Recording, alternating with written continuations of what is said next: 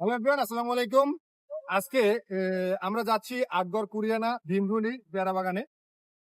Maximum সময় আমরা ট্রলারে পেয়ারা বাগানের ভিডিওগুলো দেখি। আজকে আমরা বাইক নিয়ে যাব পেয়ারা বাগানে। বাইকের রাস্তাটা হয়তো বা অনেকেই জানে না। সেই বাইক নিয়ে আমরা ওই পেয়ারা বাগানের উদ্দেশ্যে রওনা দিছি। আমরা 4-5 জন বন্ধু রওনা দিছি। এই যে আমাদের বন্ধু বান্ধব গুলো সামনে অবস্থান করতেছে। এই যে তোমরা একটু হাই দিয়ে দাও। এই যে আমরা সবাই এখন একত্রিত হয়ে পেয়ারা বাগানের উদ্দেশ্যে রওনা দিচ্ছি।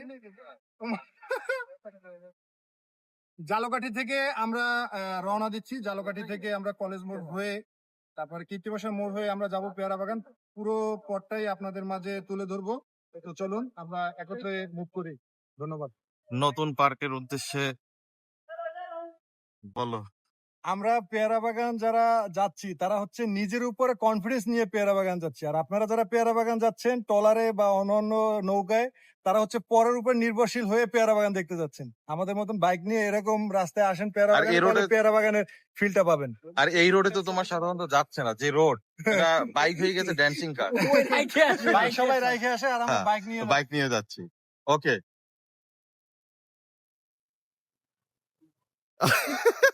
এই সাফল্য হটে বোর্ডে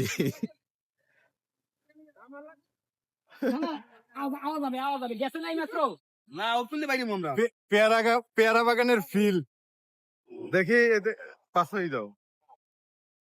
এই যে এই হইছে গাড়ি আর তেরি। আমরা পেয়ারা বাগান যাচ্ছি এবং রোড আমরা কি পেয়ারা বাগান যাচ্ছি নাকি রাস্তা সংস্করণ করতেছি? আমরা রাস্তা সংস্কার করে করে যাচ্ছি। এ নাইমে ওঠ, নাইমে আসো, নাইমে আসো, নাইমে আসো রে ভাই।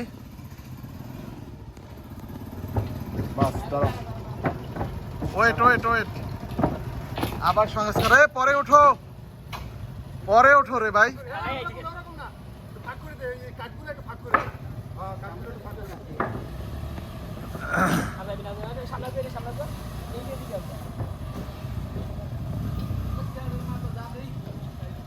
না নাসির নাইমে যায় রে ভাই, একটু নাইমে যা না রে।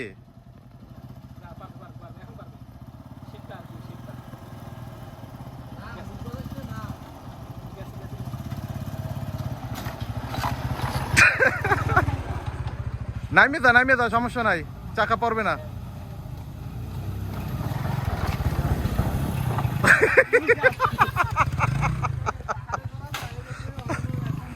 ভাই, এই পেয়ারা তো এরকম তো অভিজ্ঞতা হয় না আজকে যেরকম অভিজ্ঞতা হচ্ছে।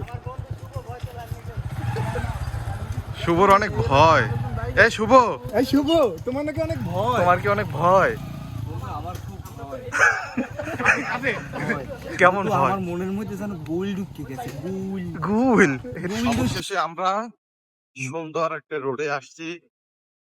অবশ্য এই যে পেয়ারা বাগান, এই পেয়ারা বাগানে খুব কম সংখ্যক মানুষই আসে এখানে। তবে এটা যারা বাইকার তাদের জন্য একদম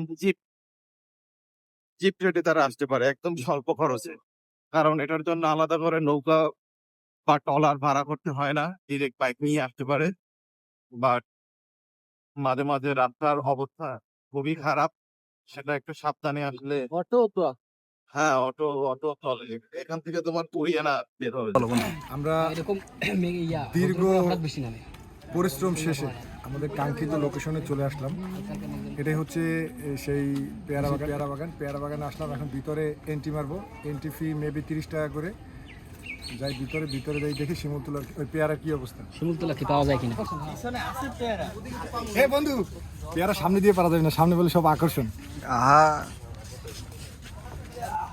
না, ফোন তো গরম হয়ে গেছে মামা।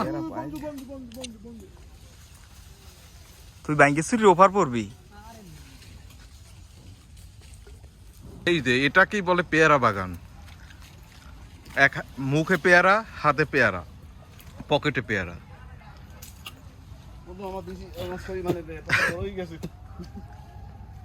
আমার বন্ধু মিল্টন, সে পেয়ারা পাড়ার চেষ্টা করতেছে। এই যে সে লাঠি নিয়ে পেয়ারা পারতেছে। এই যে ও পেয়ারাটা দারুণ দোস্ত। পেয়ারা বাগানের আনন্দটাকে রঙিন করার জন্য নেমে আসলো রিমঝিম বৃষ্টি। আর এই রিমঝিম বৃষ্টির মাঝে আমাদের সময় পার করার জন্য লুডো খেলা নিয়ে ব্যস্ত। এই লুডো খেলার মধ্য দিয়ে শেষ হয়ে গেল আমাদের পেয়ারা বাগান ভ্রমণ। এরপর বের হওয়ার পালা। আমরা বের হয়ে চলে যাচ্ছি আজকের পেয়ারা বাগান থেকে। আর বের হতে হতেই আমাদের খাওয়া দাওয়ার পর্ব চলে আসলো। আমরা বৌদির হোটেলে খাওয়া দাওয়া করে আমাদের গন্তব্য জালকাঠি নিজ বাসভবনের উদ্দেশ্যে। এই ভিজা রাস্তায় আমাদের ভ্রমণটা ছিল এক অন্যরকম আনন্দের। ধন্যবাদ।